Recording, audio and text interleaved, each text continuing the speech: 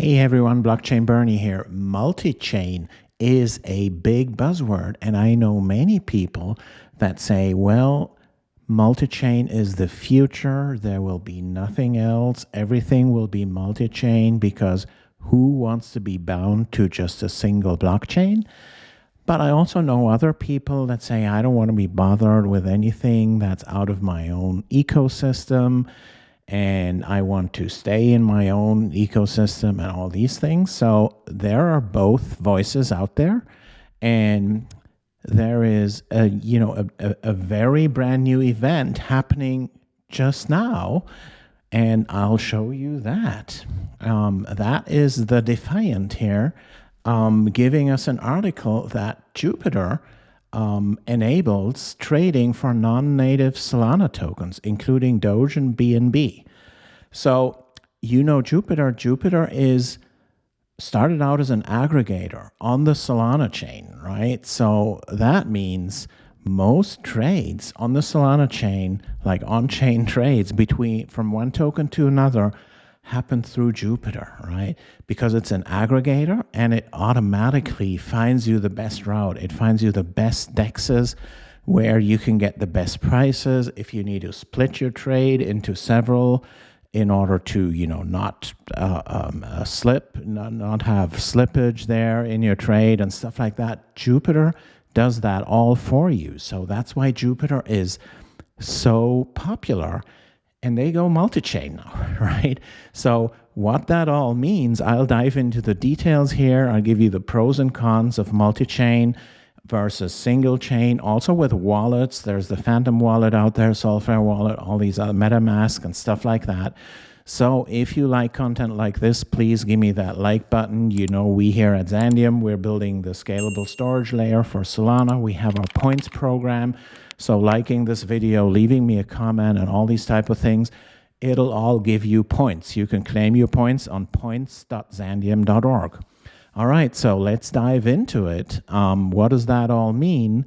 For the Jupiter exchange, they actually make things quite easy to use because if you connect to your wallet, that's only a Solana wallet, like a Phantom wallet or your Solflare wallet, you only see the Solana stuff, right? They wrap the tokens like Dogecoin and the BNB, they wrap them on the Solana chain. So basically they are Solana tokens, but they have declared they want to trade all the tokens out there, right?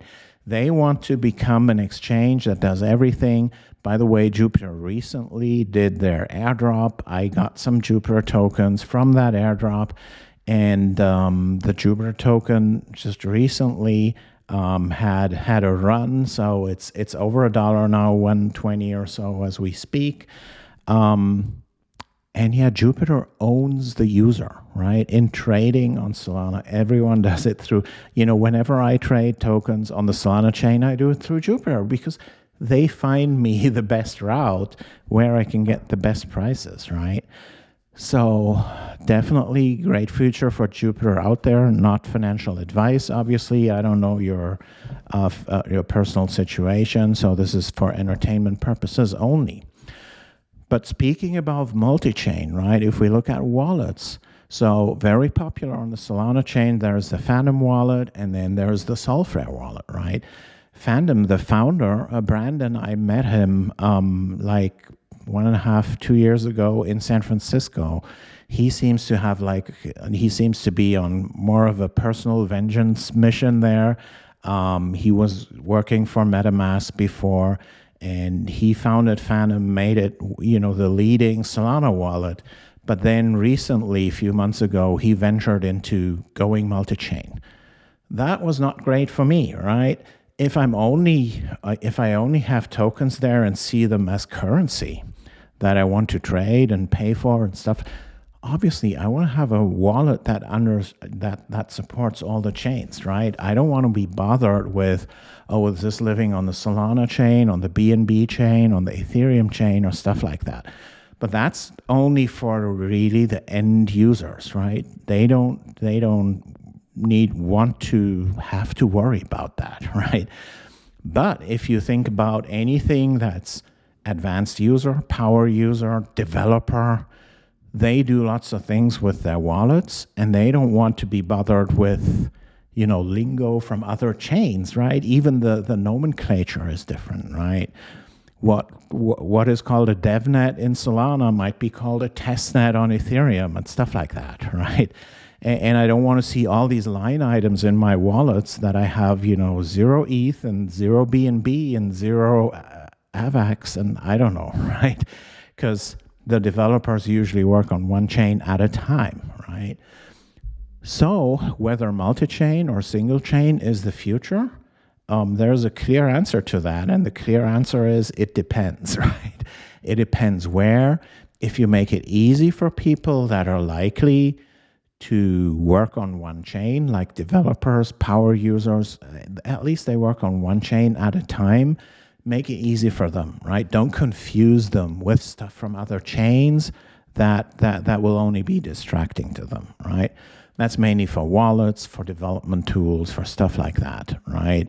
For anything trading and just seeing crypto as just another currency, the same way you don't want to need several wallets for your US dollars, Mexican pesos, Canadian dollars, euros, and there's also that British pound thing and whatever, right? So you don't want to have separate wallets for that, right? You say, okay, this is all my currencies here, right? So if you're that basic user that only cares about currencies, then it's probably best to go multi-chain and not bother the user with unnecessary things. So what I've seen, Jupiter is on the right way. I think it's a great strategy for them to be an exchange for everything crypto. And they might even have come up with a centralized exchange someday. It's a great expansion strategy for them. And they care for the user. They don't confuse the user with stuff that he doesn't want to see. They're absolutely super user-centered, centric, and I love that. With Phantom, when they expanded into other chains, it got confusing for the Solana power users, and they reacted, and now you can say, oh, Solana only. That's usually the first thing I do in Phantom when I download it somewhere. But I think they lost a little bit of clout to the advantage of Solflare, which is a great Solana wallet as well, and 100% focused on Solana. And if for me, it's really great to use. And, if I weren't so invested in Phantom, and I have so much content out there, recommending the Phantom wallet, and it's still worth recommending, obviously. It's a great wallet.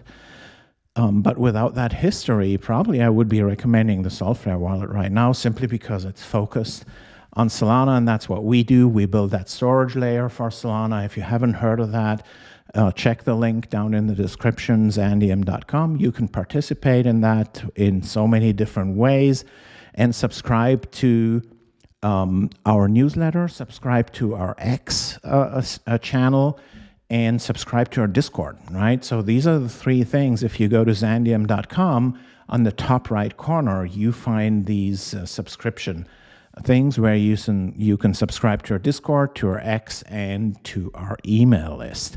Please do that, because there are so many exciting things coming up. There might be airdrops coming up and all these type of things. So you don't want to miss out. Make sure you subscribe to all these things. But for today, thanks so much for listening. Thanks so much for listening, guys. Catch you later, and peace.